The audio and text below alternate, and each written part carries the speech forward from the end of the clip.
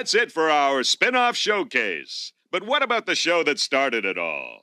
How do you keep The Simpsons fresh and funny after 8 long years? When The Simpsons made this joke about the show potentially growing stale, it was in its 8th season, which was already a record-breaking run for a primetime cartoon. Of course, what no one knew then was that the series was really just getting started. And while it's generally agreed the show has spent most of its later years running on creative fumes, good news, everyone! The Simpsons' sibling series, Futurama, has managed to stay fresh and funny, and ironically, that's because it keeps getting canceled. Why did they cancel Futurama?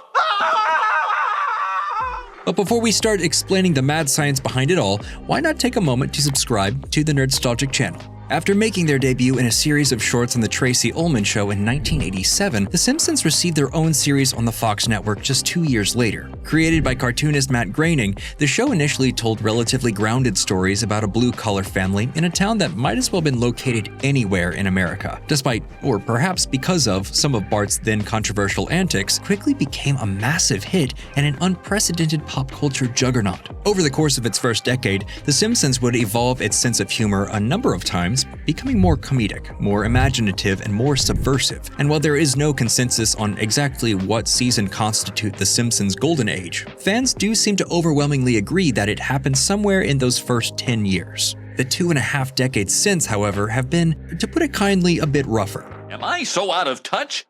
No, it's the children who are wrong. The quality of the writing has long since deteriorated. Plots have generally become less grounded, while characters have generally been allowed to lapse into caricatures of their golden age selves. And while good stretches and episodes have popped up here and there, pretty much everyone agrees the show just isn't what it once was. The 90s? Never heard of it. Oh, it was a wonderful time. The Iraq War was over once and for all. A struggling Matt Groening created Futurama. Futurama first hit the airwaves in 1999. Created by Groening, along with Simpsons writer-producer David X. Cohen, the series followed the adventures of Philip J. Fry, a pizza delivery boy who becomes cryogenically frozen and winds up in the year 3000. Trapped in the future, Fry becomes best friends with a troublemaking robot named Bender, falls in love with the dashing cycloptic pilot Taranga Leela, and gets a job working for Planet Express, owned by his nephew, mad scientist, Professor Hubert J. Farnsworth. Are we gonna fly through space, fighting monsters and teaching alien women to love?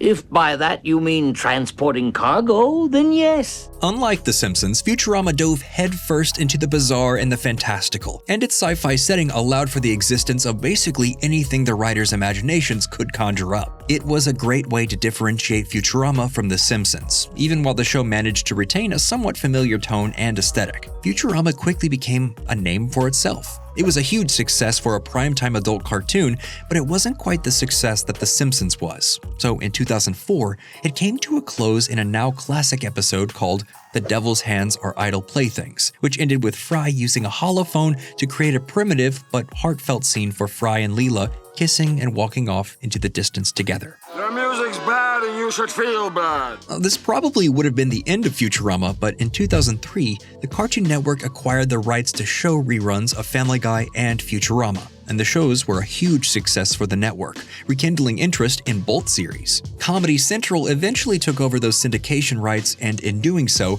made a deal to revive Family Guy for a direct-to-DVD film. When that was successful, the network also decided to pull Philip J. Fry out of the deep freeze once again and produce a series of 4 direct-to-DVD Futurama movies. As far as movies go, the Futurama releases were actually more like 4 episodes of the show that have been edited together to achieve a feature-length runtime. This was done by design so that the segments could later be carved up and aired as a 16-episode 5th season. But the new structure also changed the way the writers approached the stories. Knowing every 4-episode arc would have to double as a movie, the storylines became more serialized. Situations and characters were given more room to breathe and allowed to spill over from one episode to another in a way the original series rarely did.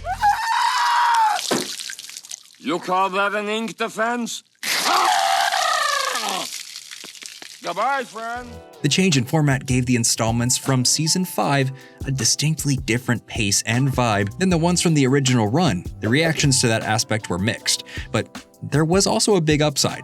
Despite its inherent goofiness and cynicism, Futurama always had a deeply sentimental heart, and the moments that seemed to resonate loudest with the fans were the emotional ones. Like when Fry moves the stars for Leela, Leela learns her origin story, or Seymour the dog waits for Fry outside of Panucci's Pizza. It was this sentimental side they seemed most interested in expanding. The final movie of the soon-to-be Season 5, Into the Wild Green Yonder, was written to serve as a series finale in case the show wasn't renewed, and ended with Leela finally returning Fry's feelings for her. Maybe I waited too long to say this, but I love you too. Wormhole! But after the success of Season 5, the show was renewed for 2 more seasons, which would drop the direct-to-DVD movie format and return to standalone episodes. And while these episodes reset Fry and Leela back to their will they won't they status quo, they otherwise retained Season 5's more emotional mode of storytelling. That is, right up until 2013, when Futurama received its second cancellation. This time, the series ended with Fry and Leela finding happiness and growing old together in a near-perfect series finale called Meanwhile. We won't remember anything that's happened. What do you say? Want to go around again? I do. And though the Planet Express crew would make an appearance in the 2014 crossover episode of The Simpsons, Good news, everyone! That means it's bad. the Season 7 finale was the last fans would see of Fry and the Planet Express crew. At least, it was until Hulu surprisingly decided to revive Futurama for a 3rd time. Well, whatever happened, the important thing is it will never, ever happen again. Roberts? Nah, I'm just yanking your ass. We're back, baby. With a 20-episode 8th season that started dropping to very favorable reviews in July of 2023, the reboot picks up right where Meanwhile left off. Professor Farnsworth literally reboots the Futurama universe, putting everything else back the way it normally was on the show. Well, close to how it normally was, because while all the characters' personalities remain true to their previous incarnations, in this reboot, everyone has grown a little. Maybe not Bender, but Fry and Leela, for example, remember they're in love. Hermes even refers to Leela as Fry's girlfriend. At one point, the couple moves in together, possibly reacting to the widely held sentiment that Fry and Leela's incessantly tentative romantic dynamic had grown stale. This version of Fry and Leela had learned from their experiences in previous seasons. They genuinely seem to be more mature as a couple and as individuals.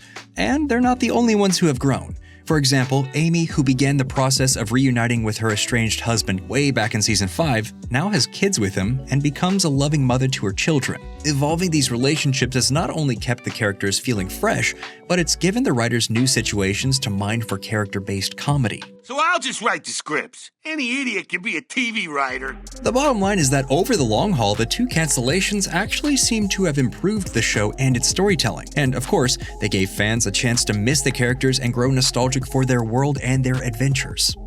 Sad news, everyone.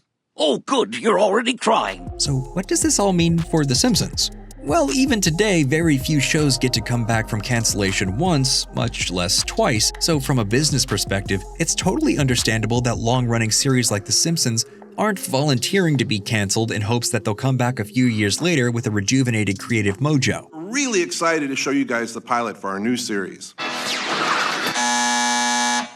Wow.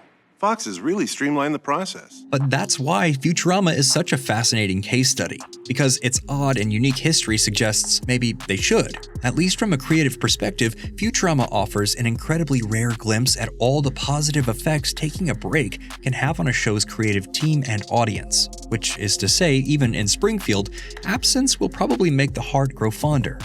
So, what do you think? Are you a Futurama fan? And do you think its new episodes have been better than new episodes of The Simpsons?